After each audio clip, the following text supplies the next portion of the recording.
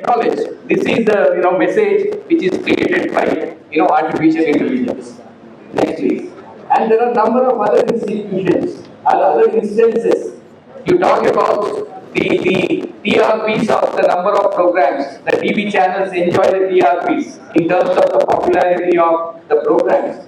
With that particular aspect also, to come across certain cases decided by High Court of Australia, even by United States federal courts, and many more. And if we look at the last slide that is relevant for our purpose, in 2012 we find that the first the Siri is known to everyone, Apple Siri, and that was accused of infringing a patent granted by China called that system known as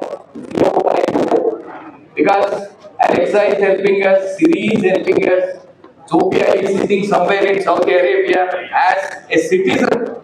Now it is a citizen recognized as such. The question is whether it will have any accountability or not to different issue. Right? Next please. Davos is another very interesting development that's going on. Davos is an AI entity, artificial intelligence entity. It has been filing number of cases in different jurisdictions, including America, Australia, China, India, South Africa. The Indian case is pending. So far, all the leading jurisdictions have denied the, in fact, patent to Davos as an entity, artificial entity, except South Africa. South Africa has already recognized Davos, an entity, as the owner of the patent. The question is whether the owner is going to exercise the patent rights or not. That's a great issue. And the case is pending in India. Next, please. We are talking about right to privacy. We are talking about right to be left alone. We have the personal data in the personal domain as well as public domain. As far as data in the personal domain is concerned, it is purely private. Every home is the castle. That's what it is said. It's like a fort.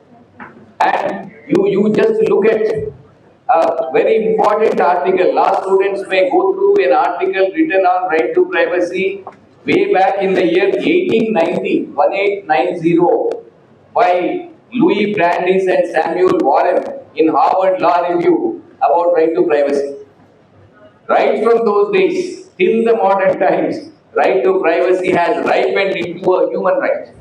When you are talking about Universal Declaration of Human Rights, when we are talking about International Covenant on Civil and Political Rights, and a number of other, constitutions, state legislations, right to privacy is considered as a human right.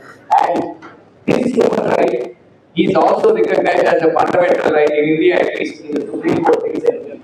And we are talking about the right to privacy being violated in the virtual world, in our day-to-day affairs, especially with the aid of artificial intelligence.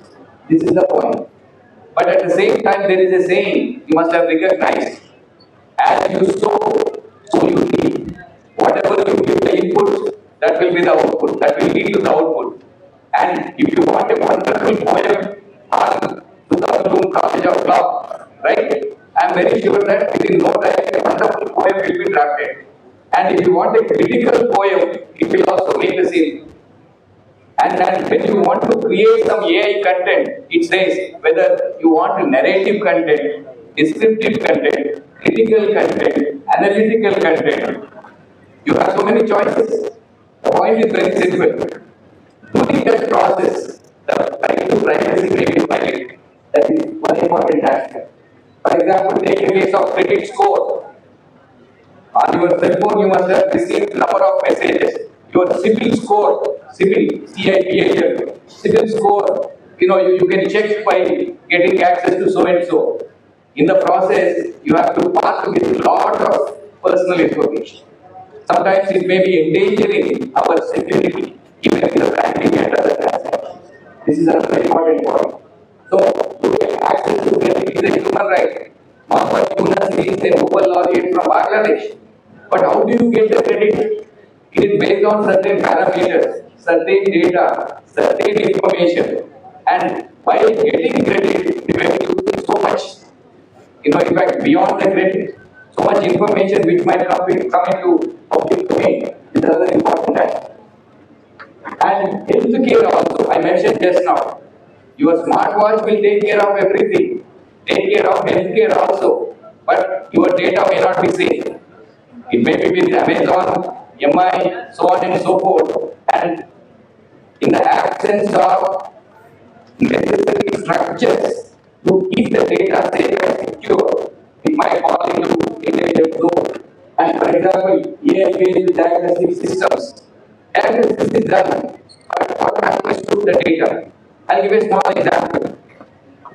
When we conduct some kind of political committee meetings, either in CPFD or maybe also the Institute of Genetics, we take a prior, in fact, informed consent.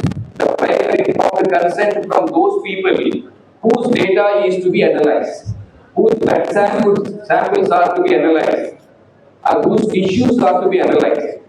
And we take the consent, prior informed consent. There are, number of samples, hundreds, thousands, lakhs sometimes. The question is, this data may be sold. It is possible. Prior informed consent can be withdrawn. That's a great issue. But many people do not know